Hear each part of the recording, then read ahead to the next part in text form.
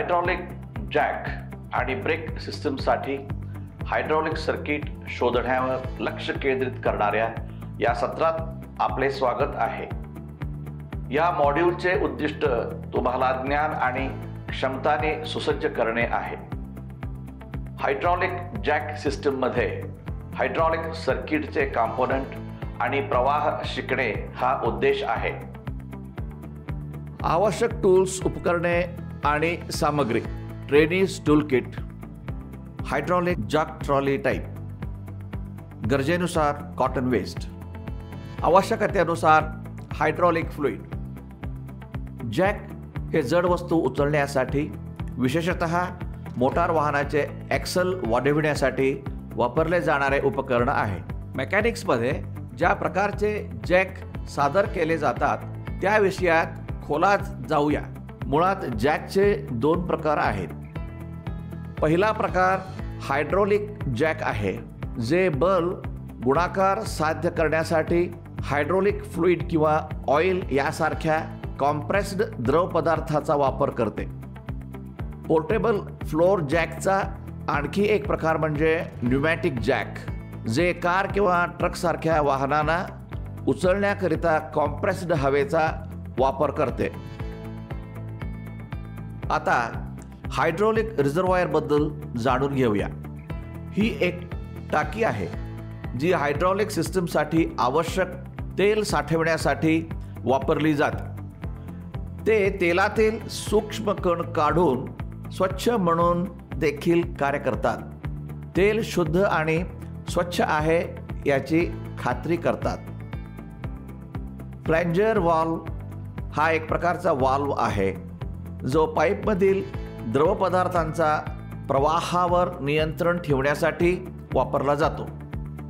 हे वाल्व उघडण्यासाठी किंवा बंद करण्यासाठी प्लंजरवर किंवा खाली फिरवून कार्य करते। आपण हे मॅन्युअली किंवा ऑटोमॅटिकली करू शकता। हे वाल्व अशा ठिकाणी खूप उपयुक्त आहेत जेथे खूप गरम आहे किंवा खूप दाब आहे, कारण ते पाईपमधून किती द्रव जातो हे अगदी अचूकपणे नियंत्रित करण्यास मदत करतात। नॉन रिटर्न वाल्व किंवा चेक वाल्व हे झडपासारखे आहे, जे केवळ एका मार्गाने फिरते। हे द्रव एका दिशेने वाहू देते परंतु दुसऱ्या दिशेने परत जाण्यापासून थांबवते। हे पाईपलाईनमधील द्रव पदार्थाचा प्रवाह नियंत्रित करण्यास मदत करते आणि नको असलेले रोखते। Hydraulic relief valve system pressure मर्यादित करून आणि जास्तीत जास्त आउटपुट फोर्स नियंत्रित करून घटकांचे संरक्षण करतात। हायड्रॉलिक दाब संतुलित करण्यासाठी ते ॲडजस्टेबल स्प्रिंग फोर्स वापरतात। पूर्वनिर्धारित दाबामुळे वाल्व उघडतो तेव्हा तो उष्णता सोडतो।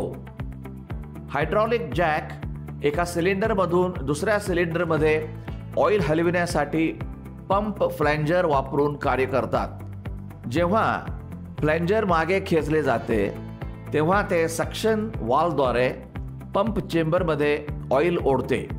मग फ्लॅंजर पुढे ढकलला जातो तेव्हा डिस्चार्ज चेक वाल्वद्वारे ऑइल सिलेंडर चेंबरमध्ये प्रेशरने प्रवेश केले जाते। सिलेंडरमध्ये दाब तयार झाल्यामुळे जॅक जड भार उचलू शकतो। हायड्रॉलिक जॅकमध्ये अनेक मुख्य घटक असतात जे जड भार सहजतेने उचलण्यासाठी एकत्र काम करतात। प्रथम रिझर्वायर किंवा बफर टँक आहे, एक पात्र जे हायड्रॉलिक फ्लुइड किंवा पंप ऑइल धारण करते।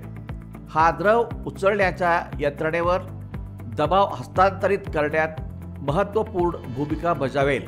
पुढे आपणाकडे पंप आहे, सामान्यतः पिस्टन पंप।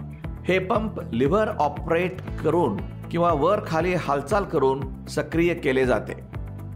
जेव्हा आपण हँडल ऑपरेट करतो तेव्हा ते हायड्रॉलिक ऑइल दबाव वाढवते। हा दबावयुक्त द्रव चेक वाल्वद्वारे निर्देशित केला जातो, ज्यामुळे तो केवळ एका दिशेने वाहतो याची खात्री होते। आता जादू होते। दाबयुक्त द्रव मुख्य सिलेंडरमध्ये प्रवेश करतो, ज्यास बऱ्याचदा रॅम म्हणून संबोधले जाते. हायड्रॉलिक दाब सिलेंडरच्या आतील पिस्टनवर कार्य करतो, ज्यामुळे रॅम वरच्या दिशेने उचलते आणि तेथे आपल्याकडे ते आहे जड भार उचलण्यासाठी आवश्यक लिफ्टिंग फोर्स, पण जे वर जाते ते कमी व्हायला हवे. लोड सुरक्षितपणे कमी करण्यासाठी रिलीज व्हॉल्व्ह समाविष्ट आहे. रिलीज व्हॉल्व्ह उघडल्याने प्रेशराइज्ड फ्लुइड रिझर्व्हायरमध्ये परत येऊ शकतो. दाब सोडला की रॅम मागे हटते आणि हळुवारपणे भार कमी करते. अवजड वस्तू अचूकपणे उचलण्यासाठी, खाली आणण्यासाठी किंवा स्थान देण्यासाठी आवश्यकतेनुसार ही प्रक्रिया पुनरावृत्ती केली जाऊ शकते आणि अशा प्रकारे हायड्रॉलिक जॅक जड भार उचलणे सोपे बनवते. आता आम्ही विषयाच्या शेवटी आहोत. या विषयात आपण शिकला आहात हायड्रॉलिक जॅक जड भार किंवा वाहने उचलण्यासाठी हायड्रॉलिक फ्लुइड वापरतात.